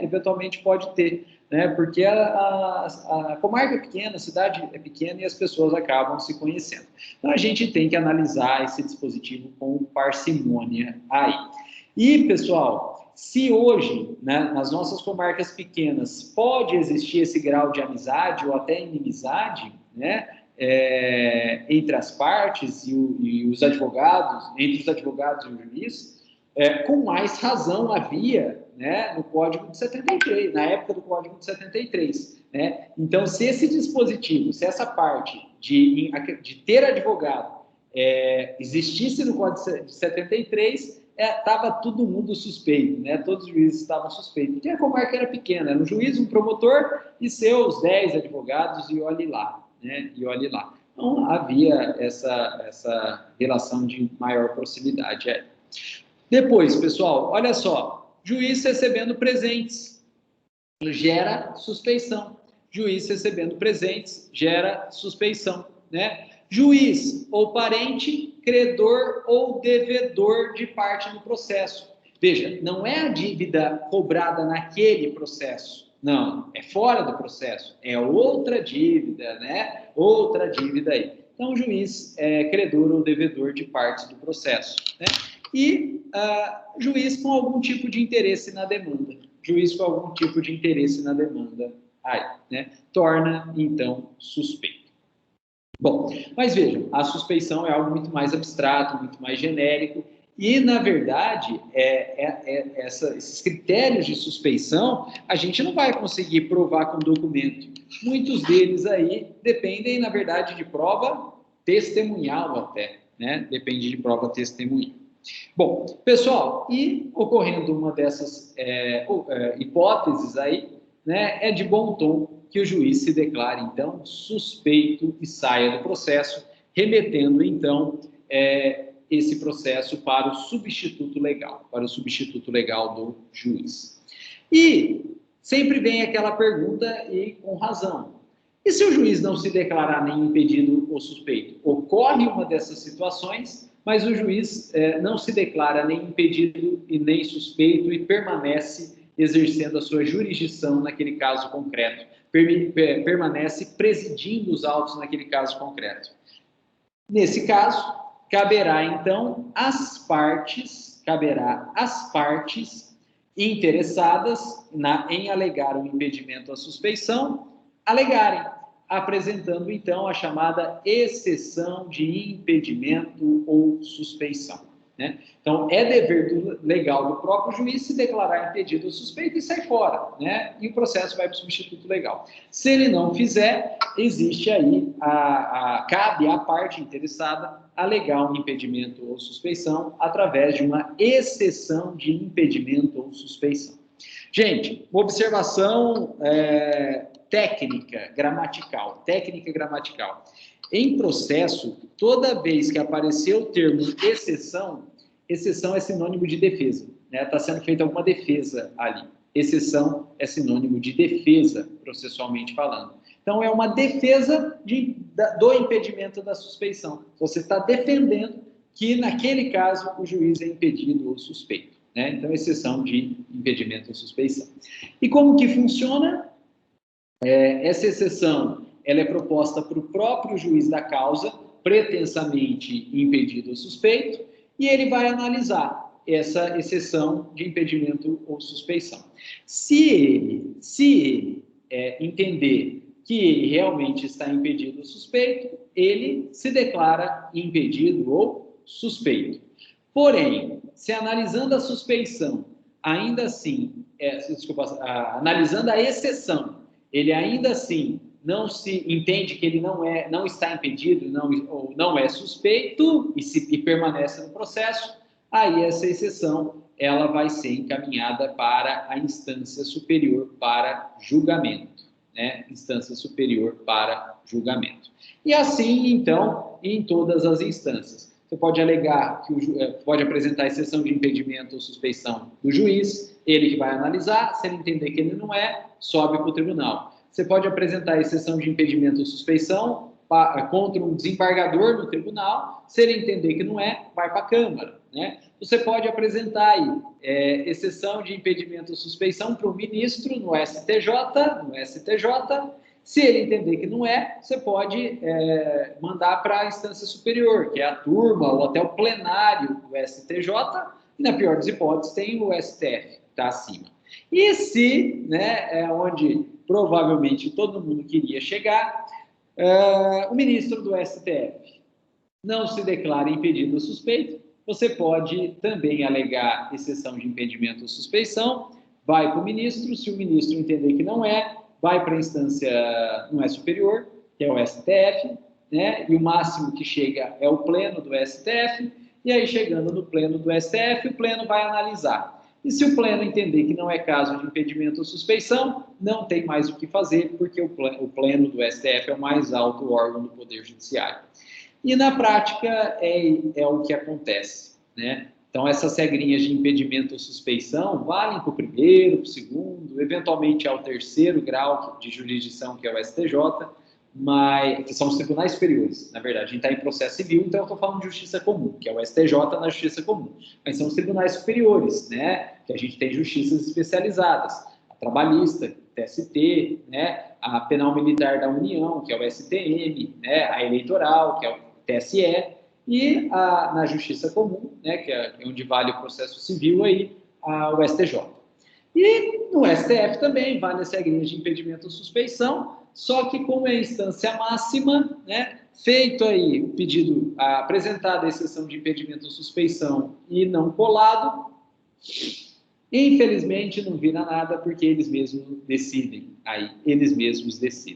né? Então a gente ouve notícias de jornal que muito provavelmente se adequem a esses impedimentos e suspeição em relação a ministros do STF em especial, mas a gente não vê nenhum ministro se dando por impedido ou suspeito, e a gente nem vê exceção de impedimento ou suspeição, ou se tiver, a gente não vê ela sendo provida, né, porque eles mesmos que decidem, né? Então, isso é uma falha muito grave do nosso sistema, né? Isso é uma falha muito grave no nosso sistema.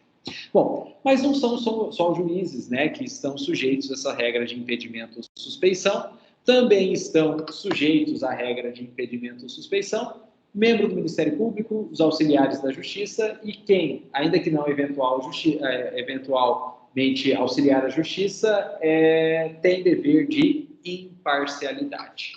E, então, a gente pode começar o nosso tema aí dos auxiliares da Justiça. E é um tema bem tranquilo, os auxiliares da Justiça. Pessoal, quem prevê para a gente quais são os auxiliares da Justiça é o artigo 149 do Código de Processo Civil. E ele fala lá, olha, são auxiliares da Justiça o escrivão, que a gente aqui no estado de São Paulo chama de escrevente, né, o escrevente, o chefe de secretaria, que aqui no estado de São Paulo a gente chama chefe de cartório, né, o oficial de justiça, o perito, o depositário, o administrador, o intérprete, o tradutor, o mediador, o conciliador judicial, o partidor, o distribuidor, o contabilista e o regulador de avarias. Bom, pessoal, eu gostaria de comentar com vocês bem rapidinho um pouquinho a respeito de cada um desses auxiliares da Justiça, bem tranquilo.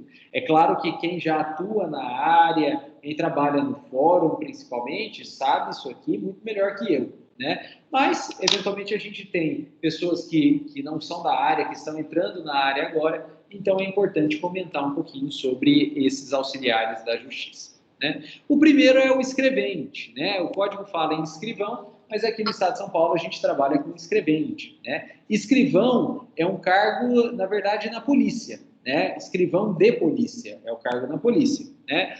E no Poder Judiciário, como auxiliar da Justiça, a gente trabalha com o cargo de escrevente, que são aquelas pessoas concursadas, né, que atuam nos cartórios de ofício judicial. Cartórios de ofício judicial. E o cartório de ofício judicial é quem faz toda a parte burocrática e a movimentação dos processos, viabilizando, então, que o juiz possa sentenciar. Possa decidir, né, em geral, então, possa decidir. Gente, o juiz, ele trabalha na vara. O juiz, ele trabalha na vara. E quem já teve a oportunidade de ir no Tribunal de Justiça do Estado de São Paulo, né, lá tem um museu, e tem as togas, né, de antigamente, e tem também as varas, né, que eram, então, pedaços de madeira aí, para que o juiz pudesse, antigamente, exercer o seu poder, né, o seu poder de polícia. Aí. Tanto é que quando o juiz dava uma ordem aí, né, dizia-se que a pessoa estava sendo conduzida sob vara, né, a pessoa estava sendo conduzida sob vara, em razão do juiz, né, uma imagem aí, né, vinha atrás com a vara, né, um poder, então, um instrumento que demonstrasse poder, né? Então, o juiz, ele trabalha na vara. Mas, para que a vara possa, então, funcionar, ela precisa de toda uma estrutura até burocrática aí, que são os cartórios de ofício judicial. E os cartórios de ofício judicial atuam junto às varas. Cada vara tem um cartório de ofício judicial respectivo. A primeira vara tem o primeiro cartório, a segunda vara tem o segundo cartório e assim por diante, né? Quem não é da área aí, né, e precisar ir no fórum, as varas ficam no andar de cima, né, junto com a sala de audiência e o gabinete do juiz, né, e os cartórios ficam no andar de baixo, e os cartórios onde trabalham os escreventes judiciais. Não confundir, pessoal, cartório de ofício judicial, que é interno ao fórum, né, atuando, portanto, junto à vara, né, do juiz, com os cartórios, ou também chamados serventias, de ofício extrajudicial. Cartórios ou serventias de ofício extrajudicial.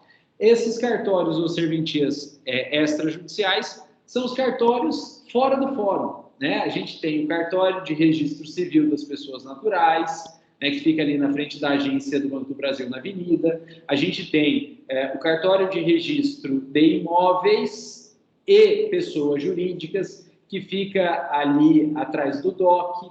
A gente tem o primeiro cartório de notas e títulos e documentos, que fica ali, né, perto da antiga Telefônica. A gente tem o segundo cartório de notas e títulos e documentos, que fica ali do lado do registro de imóveis, na rua 15, né, também atrás do DOC. Né? Essas são serventias extrajudiciais, né, extrajudiciais. Elas não estão incluídas aqui como auxiliares da Justiça. Elas não estão incluídas aqui como auxiliares da Justiça. Bom, pessoal, e cada um desses cartórios, ele é chefiado, né? Ele tem um chefe, que é o chefe de secretaria, né? Aqui no estado de São Paulo a gente tem os chefes de setor, né? E quem trabalha no fórum vai poder me falar muito melhor que isso. E tem o diretor de cartório, né? Então tem uma hierarquia, né? O escrevente, o chefe e o diretor de cartório. Depois, pessoal, a gente tem o oficial de justiça, e o oficial de justiça, ele é responsável pela comunicação dos atos, né, ou realização dos atos judiciais fora do fórum, né? Então, quando é necessário, então, que se pratique um ato fora do fórum, as partes, ou até perante terceiros, o responsável pela prática desses atos fora do fórum é o oficial de justiça. E ele tem a sua remuneração fixa, né? Ele tem a sua remuneração fixa, e como ele pratica atos fora do fórum, ele recebe também as diligências, né? As diligências. As partes, então, que têm interesse na prática desse ato fora do fórum, vão pagar a diligência, depositando em conta, numa conta dos oficiais de justiça da comarca, né? E aí os oficiais de justiça, então, eles recebem uma parte dessa diligência para cumprir o ato aí. Além disso, pessoal, nós temos o perito. Como auxiliar da justiça, nós temos o perito. Só que, tomem muito cuidado, não confundam perito com assistente técnico, né? Não confundam perito com assistente técnico. São coisas diferentes, né? E semana passada, teve um processo que o juiz marcou perícia, né? Teve um processo que o juiz marcou perícia, e eu liguei para o cliente. Falei, olha, o juiz marcou perícia, o perito vai ser o fulano de tal, né? E o juiz deu prazo para a gente indicar assistente técnico e quesitos. E aí a parte me perguntou, né? O cliente me perguntou, Rodrigo, mas o perito juiz não nomeia? Eu falei, nomeia. Mas você está falando que eu tenho que indicar assistente técnico? Você tem que indicar assistente técnico. São coisas diferentes, né? E todo mundo confunde aí. Olha só.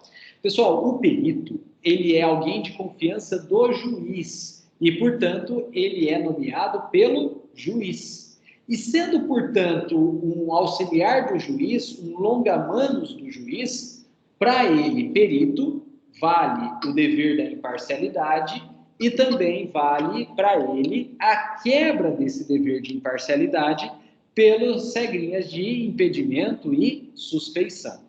Então, o perito é um auxiliar da justiça, alguém de confiança e indicado pelo juiz. Enquanto que o assistente técnico, ele é indicado pela parte.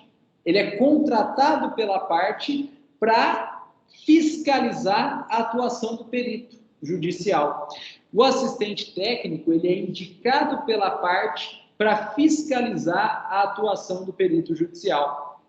E sendo, então, indicado pela parte e até pago pela parte, o assistente técnico não tem dever de imparcialidade. O assistente técnico não tem dever de imparcialidade.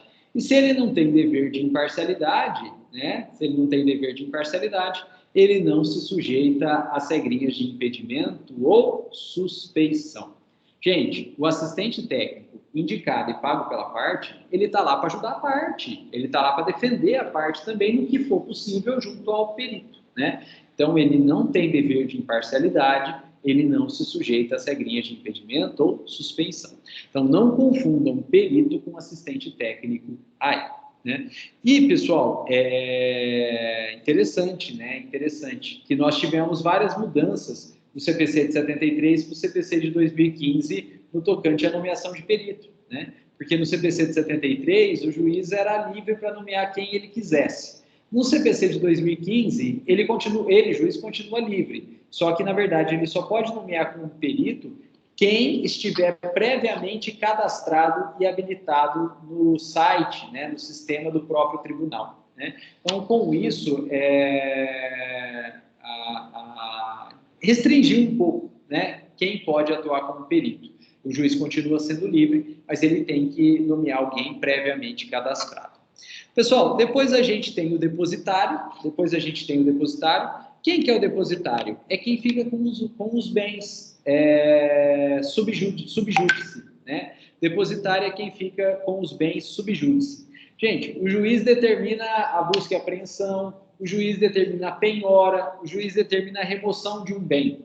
Não dá para ir deixando tudo empilhado lá no gabinete do juiz, né, dentro do cartório ou no corredor do fórum. Não vai caber. Então, é nomeado uma pessoa que fica responsável aí por cuidar desse determinado bem. E veja que, antigamente,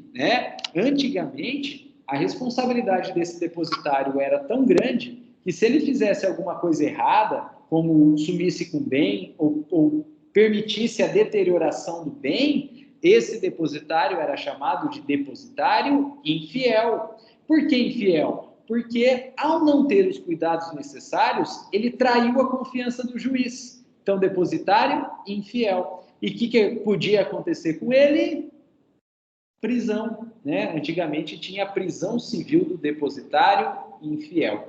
E aí veio o Pacto de São José da Costa Rica e o STF entendeu que o Pacto de São José da Costa Rica tinha uma posição hierárquica superior ao CPC de 73, e o Pacto de São José da Costa Rica não permite a prisão do depositário infiel. Então, entendeu-se aí que não, pela posição hierárquica do Pacto de São José da Costa Rica, né, da Convenção Interamericana de Direitos Humanos, que não haveria, né, e de fato não há mais, até tem uma súmula vinculante sobre isso, súmula vinculante 25, né, não há mais prisão do depositário infiel.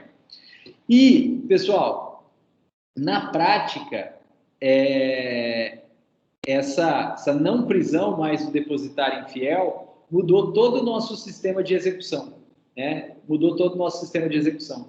Porque quando tinha a prisão do depositário infiel, o credor até pedia a penhora do bem do devedor, mas o credor não pedia a remoção desse bem, não pedia a remoção do bem, pedia a penhora do bem, mas permitia que o bem ficasse com o devedor, porque sabia, então, que penhorado o bem, o devedor ia ser nomeado depositário infiel, e se depois o bem sumisse, o devedor nomeado como depositário infiel, ele poderia ser preso, né? Então, a chance do bem sumir era muito menor quando se penhorava e nomeava o devedor como depositário, né? E havia prisão do depositário infiel.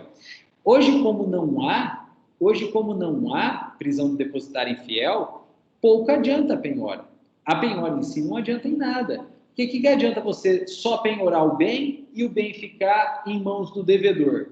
Mesmo que o devedor seja nomeado depositário, se o bem sumir, ele não vai ser preso. Então, ele tem interesse em fazer sumir o bem, né? É por isso que hoje, né, como não tem prisão do depositário infiel, não basta penhorar o bem.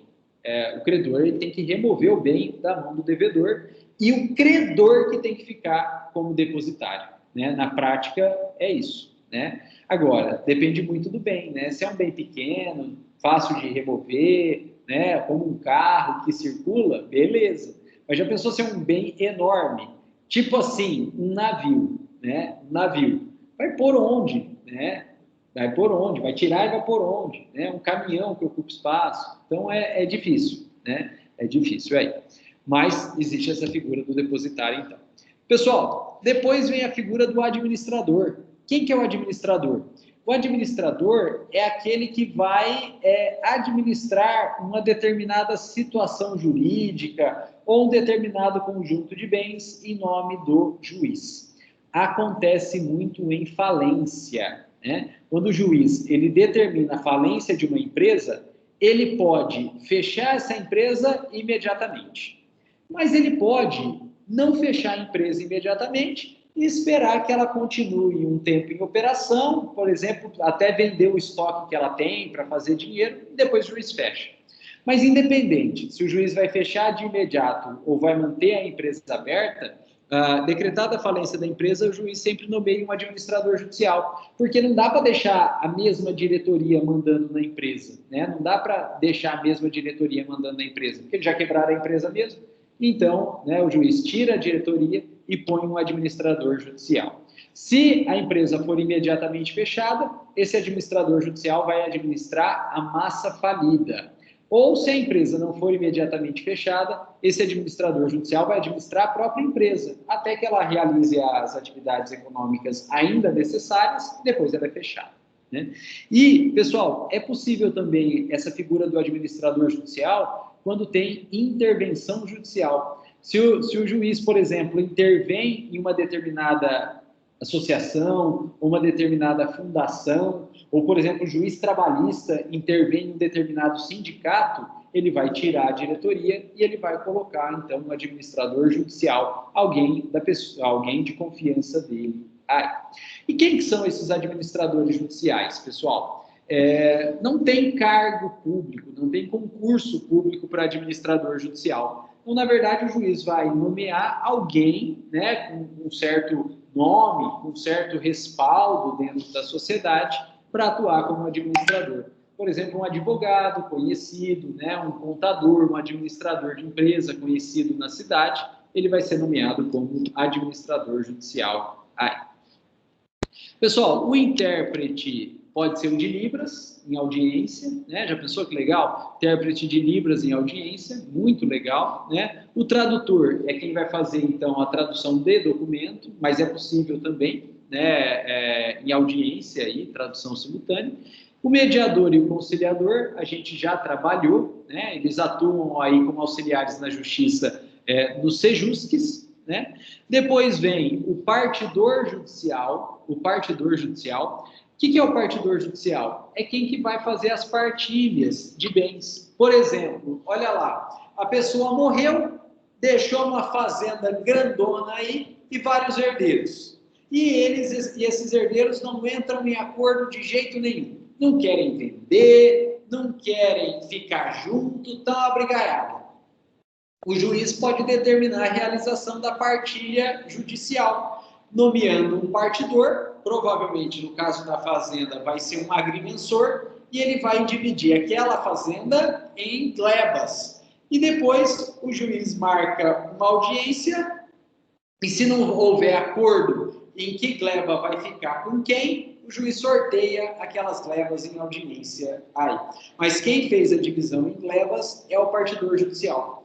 Eu atuo num caso do inventário, e não tramita em Jales, tramita em Rio Preto, que a propriedade rural em Cachoeira Alta, Goiás, ela teve que ser partilhada, né, repartida, dividida entre os herdeiros aí.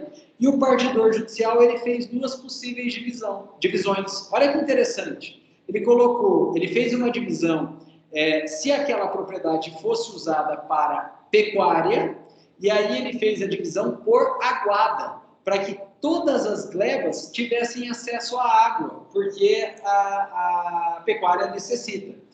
Para isso, ele teve que fazer uma divisão meio esquisita. Então, as glebas ficaram tudo meio tortas aí, né? Mas tinham as mesmas áreas, né? E tinha aí o mesmo nivelamento, e todas elas tinham aguada. Ficou tudo meio torto, assim, meio esquisito, mas manteve aguada, área e inclinação aí mais ou menos pareada para todas as glebas.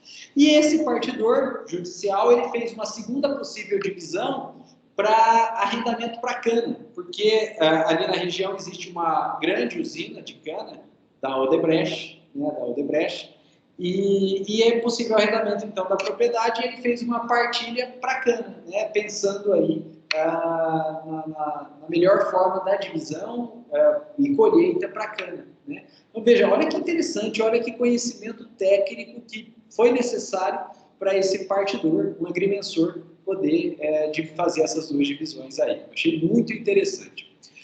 Pessoal, depois vem o distribuidor, e o distribuidor, ele é um cartório de ofício judicial. Só que ele não é propriamente vinculado a uma determinada vara. Não, ele é vinculado ao juízo todo, ao foro todo, à comarca toda aí, né? Ou no caso de Justiça Federal, a gente não fala em comarca, né? A gente fala em circunscrição judiciária.